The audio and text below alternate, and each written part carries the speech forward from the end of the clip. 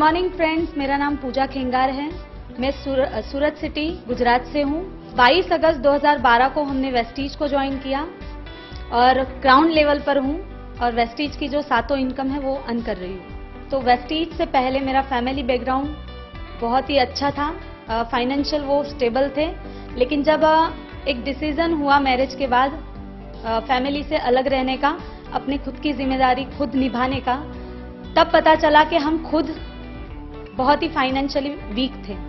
मेरे हस्बैंड जो karate coach थे, पिछले 9 साल से वो जॉब कर रहे थे, जहाँ पे उनकी सैलरी 7,000 तक ही पहुंची थी।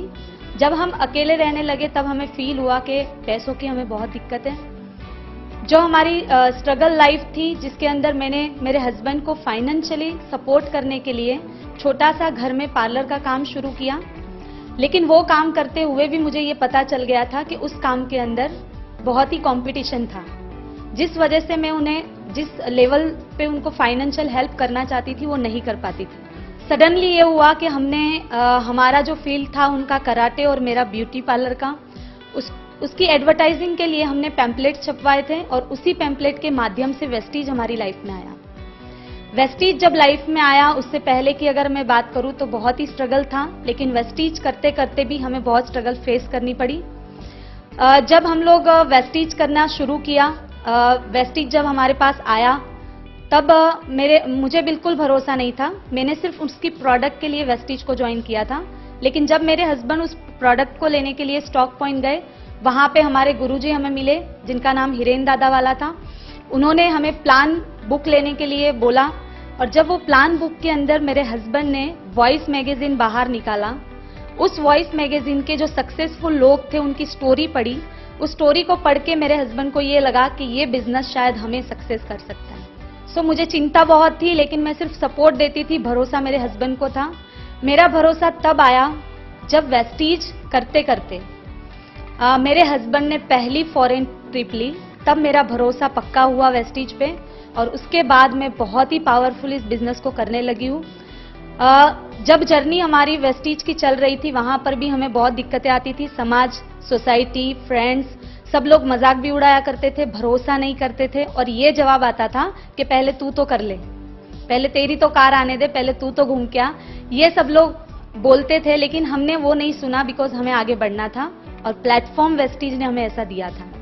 मैं ये बता दूं, हमारे साथ मेरी बच्ची ने भी बहुत स्ट्रगल किया था। हम किसी भी इवेंट में, मीटिंग में अगर जाते थे, धूप नहीं देखी है हमने, सर्दी नहीं देखी। इवन मेरी 2.5 महीने की बच्ची को लेकर भी मैं अपना काम करती थी। जब वेस्टीज करते करते हमारे जो ड्रीम्स है वो धीरे धीरे पूरे होने लगे, तब लोगों को हम पे विश्वास होने लगा। जैसे कि पहली फॉरेन ट्रिप हुई, पहली फॉरेन ट्रिप से मुझे ट्रस्ट आया, हमारे कुछ लोग थे उनको ट्रस्ट आया, धीरे धीरे टीम बढ़ती गई। उसके बाद एक के बाद एक हमारे ड्रीम्स पूरे होने लगे। ट्रैवल फंड से बैंकॉक फुकेट की ट्रिप हुई, उसके बाद मेरे हस्बैंड और मैंने हमारी ड्रीम कार परचेज की। उस ड्रीम कार की अगर मैं बात करूं तो एक टाइम ये था कि मेरी बच्ची धूप में लेकर मैं उसको जाती थी और आज की टाइम में ये हालत है कि मेरी बच्ची एसी गाड़ी में ट्रैवल करती है। वो ड्रीम पूरा होने के बाद नेक्स्ट हमारा ड्रीम और एक पूरा हुआ कि हम वैलेंटाइंस डे के दिन वेस्टीज से हम लोग आबू धाबी, दुबई घूमने गए।